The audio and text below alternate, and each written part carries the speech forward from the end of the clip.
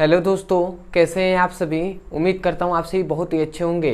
तो आज की इस वीडियो में हम पढ़ने वाले हैं विद्युत वियोजन का सिद्धांत, या इसे ही हम आयनिक सिद्धांत के नाम से भी जानते हैं, जो कि क्लास 10th रसायन विज्ञान का बहुत ही इंपॉर्टेंट टॉपिक है। तो इस वीडियो में हम समझेंगे और बहुत ही आसानी तरीके से आपको समझ में आएगा। तो चलिए दोस्तों देख लेते हैं। तो हमें पढ़ना है विद्युत वियोजन का सिद्धांत। हमें पढ़ना है विद्युत वियोजन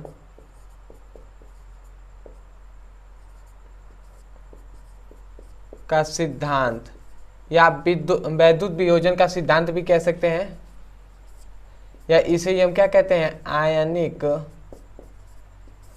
सिद्धांत के भी नाम से जाना जाता है। तो हम देखेंगे विद्युत वियोजन का सिद्धांत या आयनिक सिद्धांत। सबसे पहले कहते हैं किसे, इसमें सिद्धांत में क्या बताया गया। तो याद रखें दोस्तों, जो विद्युत वियोजन का सिद्धांत होता है, इसको सबसे पहले देने वाले जो मतलब वैज्ञानिक, इस सिद्धांत को किसने दिया, तो हम सबसे पहले ये बात करते हैं। तो इस सिद्धांत को देने वाले थे आर्हेनियस नामक वैज्ञानिक ने दिया था। किसने दिया था भैया? आर्हेनियस नामक वैज्ञानिक ने वैद्युत वियोजन का सिद्धांत दिया। तो इन्होंने, जो आर्हेनियस वैज्ञानिक हैं, इन्होंने इस सिद्धांत में निम्न बातें बताई हैं। भैया वो निम्न बातें क्या क्या हैं, इसमें हम समझेंगे और यही आपका सिद्धांत होगा। तो सबसे पहले इन्होंने निम्न बातें बताई। तो सबसे पहली बात इन्होंने बताया कि कोई भी विद्युत अपघट्य होता है, समझिएगा, कोई भी विद्युत अपघट्य जो पदार्थ होता है, उसे हम जल में घोलने पर वो क्या हो जाते हैं, आवेशित कणों में टूट जाते हैं। और इस प्रक्रिया को या इस क्रिया को उन्होंने क्या कहा, विद्युत वियोजन कहा, या इसे ही उन्होंने आयन कहा। क्या कहा भैया, समझिएगा। कहा सबसे पहले ये कि कोई भी क्या होता है, विद्युत अपघट्य जो पदार्थ होते हैं, विद्युत अपघट्य होते हैं, ठीक है, कोई भी विद्युत अपघट्य पदार्थ होते हैं, इसको हम जब जल में घोलते हैं, ठीक है, तो ये क्या होते हैं, आवेशित आयनों में क्या होते हैं, टूट जाते हैं। ठीक है, जो ये टूटने की प्रक्रिया ही क्या कहलाती है भैया, टूटने की क्रिया ही विद्युत वियोजन कहलाती है।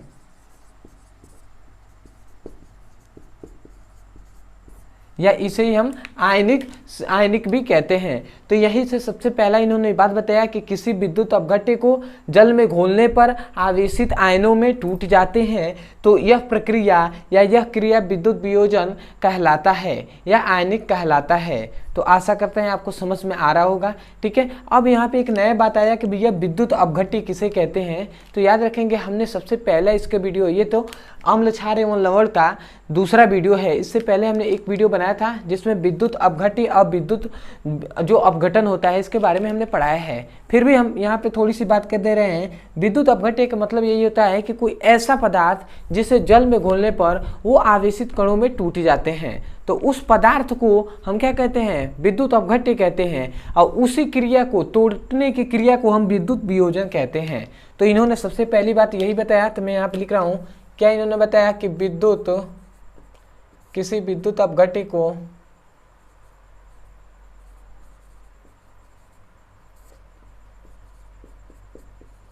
जल में घोलने पर आवेशित कणों में टूट जाते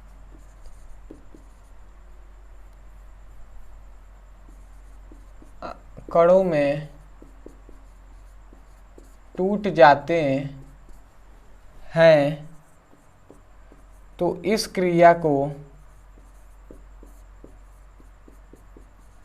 विद्युत वियोजन कहते हैं। ठीक है, तो सबसे पहली बात इन्होंने यही बताया कि किसी विद्युत अपघट्य को जल में घोलने पर आवेशित कणों में टूट जाते हैं, तो इस क्रिया को हम विद्युत वियोजन कहते हैं या आयन भी कहते हैं। तो आशा कर रहे हैं आपको समझ में आ रहा होगा। ठीक है, आगे हम देख लेते हैं और भी।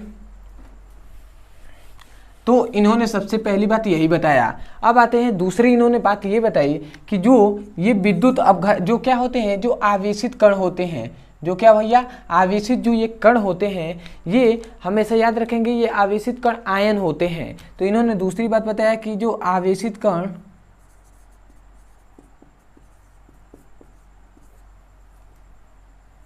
सबसे पहले इसका एग्जाम्पल दे दूं मैं, आपको ऐसे समझ में नहीं आ रहा होगा तो एग्जाम्पल मैं यहाँ पे लिख दे रहा हूँ।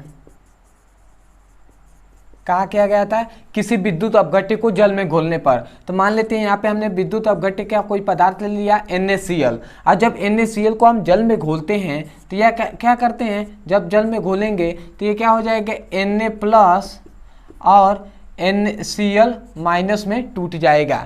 ठीक है, तो यही तो कह रहे हैं कि किसी विद्युत अपघट्य को जल में घोलने पर आवेशित कणों में टूट जाते हैं। ये जो आवेशित कणों में ही ना टूट गए, आई इन पे देख रहे हैं आयन कौन सा है, धन आयन है, इस पर ऋण आयन है। ठीक है, तो ये समझ में आ रहा होगा, तो ये आपका एग्जाम्पल हो गया। अब आते हैं दूसरी बात, तो इन्होंने कहा कि जो आवेशित कण होते हैं, ठीक है, जो ये आवेशित कण होते हैं ये क्या होते हैं भैया, आयन होते हैं। इन्होंने दूसरी बात ये बताई कि आवेशित कण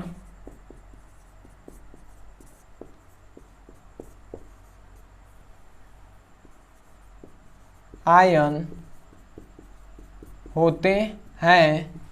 जो क्या होते हैं भैया, आवेशित कण। भैया मतलब ये जो आयन होते हैं ये आवेशित कण तो ही होते ही हैं, ठीक है, परंतु आयन में कौन सा आयन होते हैं, तो धन आयन होते हैं और ऋण आयन होते हैं। तो इसका मतलब आवेशित कण आयन होते हैं, और वो कौन आयन होते हैं, मतलब दो प्रकार के होते हैं। पहला होता है धन आयन और दूसरा होता है ऋण आयन।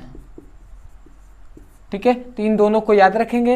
अब आते हैं तीसरे पर, तो याद रखेंगे दोस्तों, तीसरा इन्होंने बताया कि जो विद्युत वियोजन की जो क्रिया होती है, मतलब विद्युत वियोजन की क्रिया या आयनन की क्रिया जो होती है वो याद रखेंगे उत्क्रमणीय क्रिया होती है, उत्क्रमणीय अभिक्रिया। ठीक है, तो यहाँ पे हम लिख देंगे उत्क्रमणीय अभिक्रिया भी बता रहे हैं। यहाँ पे उन्होंने बताया कि जो विद्युत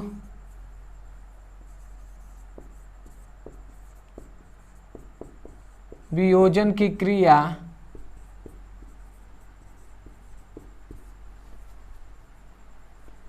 क्या होती है, उत्क्रमणीय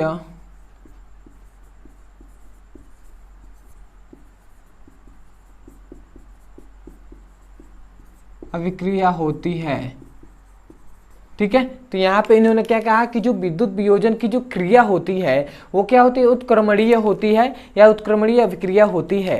अब भैया यहाँ पे एक बात आया कि उत्क्रमणीय मतलब क्या होता है, तो उत्क्रमणीय का मतलब सिंपल वे में यही होता है कि कोई भी पदार्थ है, कोई भी पदार्थ, उस पदार्थ से हम दूसरे पदार्थ को मतलब क्रिया कर सकते हैं। जैसे कि यहाँ पे किया गया है NaCl से Na और Cl में टूट गया। फिर से उत्क्रमणीय अभिक्रिया का मतलब होता है कि इस पदार्थ से ये पदार्थ तो बना, परंतु इस पदार्थ से भी हम इस पदार्थ को भी बना सकते हैं। यही उत्क्रमणीय का मतलब होता है। इसीलिए तो देख रहे हैं इस तीर को इधर दिखाया गया है, फिर से इधर, इसका मतलब इससे ये बनाया जा सकता है और इससे ये बनाया जा सकता है। समझ में आ रहा है ना। तो उत्क्रमणीय का मतलब यही होता है कि कोई पदार्थ से, एक पदार्थ से दूसरा पदार्थ बनाया जा सकता है और दूसरे पदार्थ को फिर से लेकर हम पहले वाले पदार्थ बना सकते हैं। तो यही होता है उत्क्रमणीय का मतलब। अब आते हैं तीसरा, इस चौथा इन्होंने पॉइंट बताया कि जो ये विद्युत जो अपघट्य होते हैं, यहाँ पे हमने क्या लिखा है, विद्युत अपघट्य जो होते हैं पदार्थ, उनका जलीय विलयन जो होता है वो उदासीन होता है। ठीक है, तो इन्होंने चौथा बात बताया कि विद्युत अपघट्य का विलयन उदासीन होता है। ठीक है भैया, क्यों उदासीन होता है, विद्युत अपघट्य का जो विलयन है वो क्यों उदासीन होता है, क्योंकि भैया जब विद्युत अपघट्य जो पदार्थ होते हैं उसे हम जल में घोलते हैं तो वो आयनों में टूट जाते हैं। कौन से आयनों में, धन आयन और ऋण आयनों में। तो याद रखेंगे जितनी धन आयनों की संख्या होगी उतनी ही ऋण आयनों की संख्या होती है। इसीलिए भैया क्या होता है, वो उदासीन होते हैं। अर्थात धन आयनों की जो संख्या होती है, अर्थात कहने का मतलब धन आयनों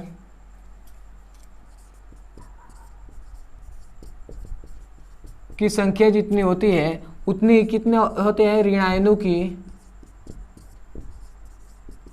संख्या के क्या होती है, इक्वल होती है। मतलब धनायनों की जो संख्या होती है वही ऋणायनों की संख्या के इक्वल होती है, जिसके कारण जो विद्युत अपघट्य होता है वो विलयन क्या होता है, उदासीन होता है। तो आशा कर रहे हैं आपको समझ में आ रहा होगा। अब अंतिम जो पांचवा इन्होंने पॉइंट बताया जो कि बहुत इंपॉर्टेंट है, जो याद रखेंगे जो विद्युत अपघट्य होता है वो उसका जो गुण होता है, जो विद्युत अपघट्य जो पदार्थ है उसका जो गुण होता है उस विद्युत अपघट्यों के आयनों पर निर्भर करता है कि भैया उसके आयन कितने हैं। समझ में आ रहा है ना। यहाँ पे 2 आयन है, धनायन और ऋणायन, ठीक है। यहाँ पे तो उन्होंने यहाँ पे क्या बताया गया कि मतलब कहने का मतलब है कि जो ये विद्युत अपघट्य होते हैं, जो ये विद्युत अपघट्य होते हैं, तो इनका गुण, विद्युत अपघट्य का गुण विद्युत अपघट्य के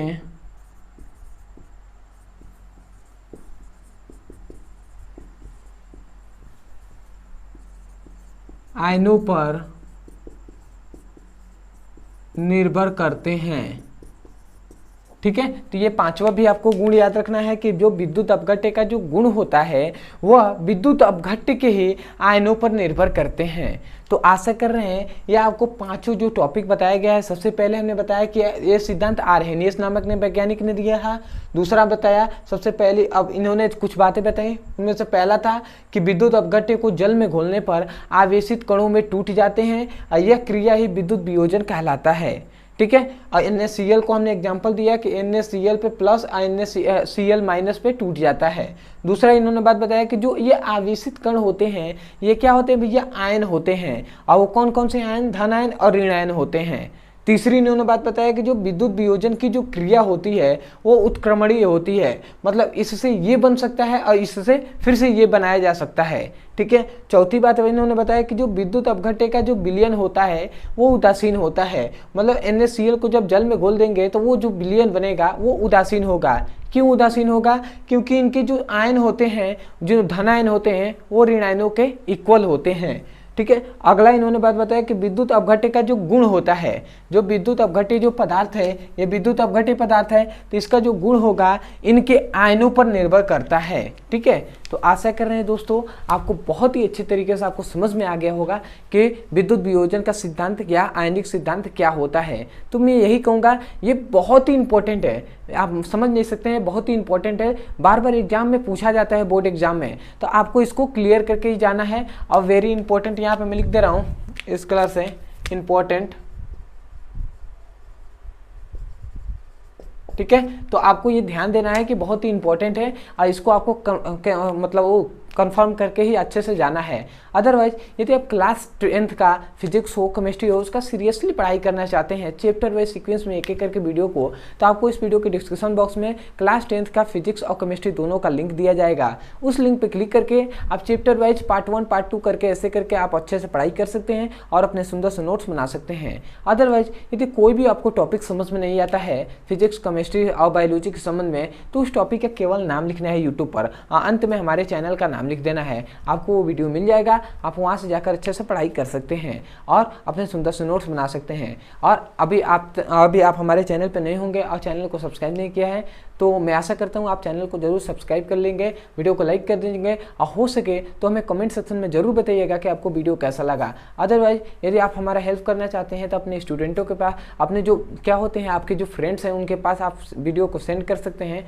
तो चलिए दोस्तों आज के लिए इतना ही, मिलते हैं अगली वीडियो में, तब तक के लिए धन्यवाद। जय हिंद, जय भारत।